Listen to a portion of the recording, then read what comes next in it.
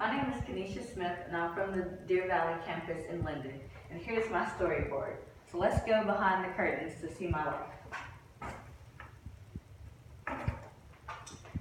In the beginning, I was born in Rome, Georgia, which is a small town in the northwest part of Georgia. I lived there with my two younger brothers, Khalil and AJ, my mother, Kimberly, and our pet boxer, Lizzie. I lived there for my whole life up until I went to college. As I started high school at Rome High School, I discovered that I loved to bake. My favorite colors were blue and silver, so I used those when making jewelry. And my all-time favorite thing to do was to be in the color guard. Color guard members are the ones that perform with the marching band during halftime at football games. They toss their flags and dance while the band plays the music. My second year in high school, I met my current boyfriend, Kane. We've been together for 7 years now. The major impact of my life in high school was the passing of my grandmother. She died from breast cancer. She had a major impact in my life because she helped to raise me and instilled the value in me of helping those less fortunate than you, because you never know when you'll need the help yourself. So, on to college.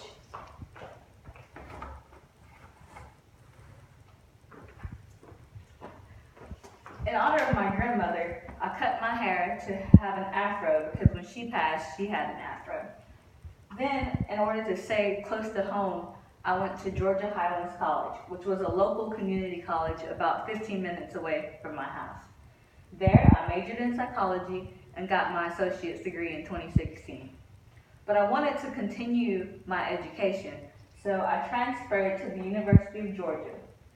My first year there, I made some great friends, and I did some leadership work where I was able to lead a group of transfer students to get acclimated to the UGA community.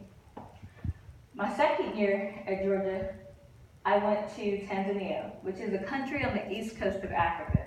I studied abroad there for a month. In Tanzania, we did some service learning projects where we observed a local orphanage and a local preschool. We watched the children for a week and gathered resources in the community in order to plan sustainable projects for them. For the orphanage, we decided to take pictures of all the children and let them decorate their own picture frames and then hang them up on the wall. It was so that each kid could have something of their own whenever they got adopted or transferred to another orphanage. We also donated chalk and chalkboard along with solar powered lights because those are more sustainable. For the preschool, we did more hands-on fun learning activities with the kids.